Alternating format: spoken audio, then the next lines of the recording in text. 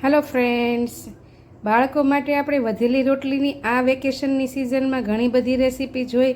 તેમાં આજે આપણે ફક્ત 5 જ મિનિટમાં બનીને તૈયાર થઈ જાય તેવા વધેલી રોટલીના હેલ્ધી નાચોસ બનાવીશું, જે પેકેટના નાચોસ કરતાં હેલ્ધી ફટાફટ બની જશે અને તમે 8 દિવસ સ્ટોર કરીને પણ રાખી શકશો.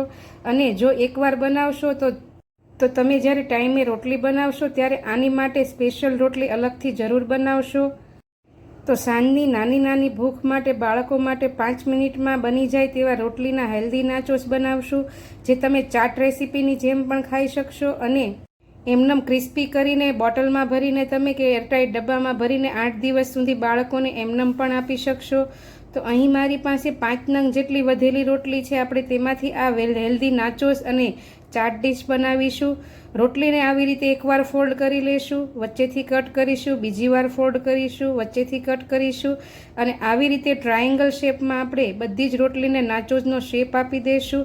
છે ને એકદમ હેલ્ધી અને ઇઝી રીત. તો આવી જ રીતે બધી જ રોટલીના મેં નાચોસ બનાવી લીધા છે.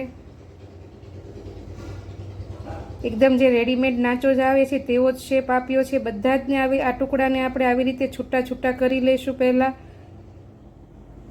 હવે એક પેનમાં આપણે તેલ ગરમ મૂકીશું. તેલ ગરમ થઈ જાય એટલે ગેસની ફ્લેમને આપણે મીડિયમ ટુ લો કરી દેવાની છે. ગેસની ફ્લેમ આપણે મીડિયમ ટુ લો જ રાખીશું, હાઈ નથી કરવાની. એક વખત તેલ સરસ એવું ગરમ થઈ જાય એટલે ગેસની ફ્લેમ આપણે મીડિયમ ટુ લો કરી દઈશું ને પછી આવી રીતે એક એક ચિપ્સ રોટલીની મૂકીને આપણે ફ્રાય કરવાની છે. લગભગ 2 થી 3 મિનિટ જેવો સમય લાગશે.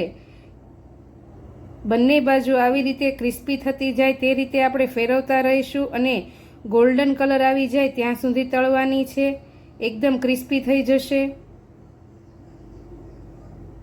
થોડી થોડી વારે આપણે ફેરવતા રહીશું. આને તમે વધેલી રોટલીની ચિપ્સ પણ કહી શકો. તો 3 મિનિટ જેવો સમય થવા આવ્યો છે. તમે જુઓ તેમ રોટલી એકદમ ક્રિસ્પી પણ થઈ ગઈ છે અને કલર પણ એકદમ ડાર્ક થઈ ગયો છે. હવે તેને આપણે બહાર કાઢી લઈશું.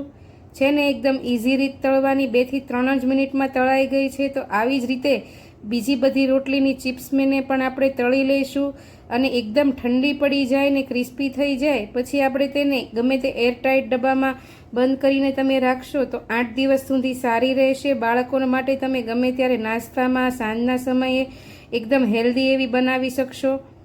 હવે આ નાચોસને આપણે એકદમ નાચોસ જેવો ટેસ્ટ આપવા માટે તેમાં થોડા એવા મસાલા સ્પ્રિંકલ કરીશું, જેમાં અડધી ચમચી જેટલું કશ્મીરી લાલ મરચું પાવડર, 2 થી 3 ચપટી જેટલો મરી પાવડર. આપણે આમાં મીઠું રોટલીમાં નાખેલું હોય છે એટલે આપણે અહીં સંચળ પાવડર ઉમેરીશું, થોડો સ્પ્રિંકલ કરીશું અને થોડો એવો કોઈ પણ ચાટ મસાલો કે પાણીપુરી મસાલો ઉપર સ્પ્રિંકલ કરીશું અને ઉપર નીચે આવી રીતે કરીને ગરમ જ રોટલીમાં આવી રીતે ઉપર નીચે કરીને આપણે મિક્સ કરી દઈશું, જેથી મસાલો રોટલીમાં ચોંટી જાય. તમે જુઓ તેમ વધેલી રોટલીના એકદમ હેલ્ધી નાચોસ બનીને તૈયાર થઈ ગયા છે. હવે આપણે તેમાંથી નાચોસ ડીશ બનાવીશું. તો કોઈ પણ પ્લેટ કે પછી ડીશમાં આવી રીતે નાચોસને રાઉન્ડ શેપમાં ગોઠવી દેવાના છે. ટ્રાયેંગલ શેપ છે એને આવી રીતે ગોઠવાઈ જાય એટલે ઉપરથી આપણે થોડા એવા ટમેટાં ઝીણા સમારેલા એકદમ લેશું, તે સ્પ્રિંકલ કરીશું. ઝીણી સમારેલી ઉપરથી આપણે ડુંગળી એડ કરીશું. હવે ઉપરથી આપણે ઝીણી સમારેલી મરચીની કટકી એડ કરીશું. તમે ચટણી હોય ગ્રીન ચટણી તો પણ તે પણ સ્પ્રિંકલ કરી શકો અને ઉપરથી ચાટ મસાલો અને સંચળ પાવડર સ્પ્રિંકલ કરીશું સેલેડ પ્રમાણે. ઉપરથી ઝીણી સેવ અને ઝીણા સમારેલા લીલા ધાણા એડ કરીશું. છે ને એકદમ ટેસ્ટી અને હેલ્ધી નાચોસ ડીશ જોઈને જ બાળકો તથા મોટાને ખાવાનું મન થઈ જાય તેવી. જો તમે પણ આવી હેલ્ધી રેસીપી ક્યારેય ન બનાવી હોય તો બાળકો માટે જરૂરથી ટ્રાય કરજો. મારી રેસીપી ગમતી હોય અને મારી વિડીયો જોતા હોય, ચેનલ સબસ્ક્રાઈબ ન કરી હોય તો સબસ્ક્રાઈબ કરી લેજો. આવજો. જય શ્રી કૃષ્ણ.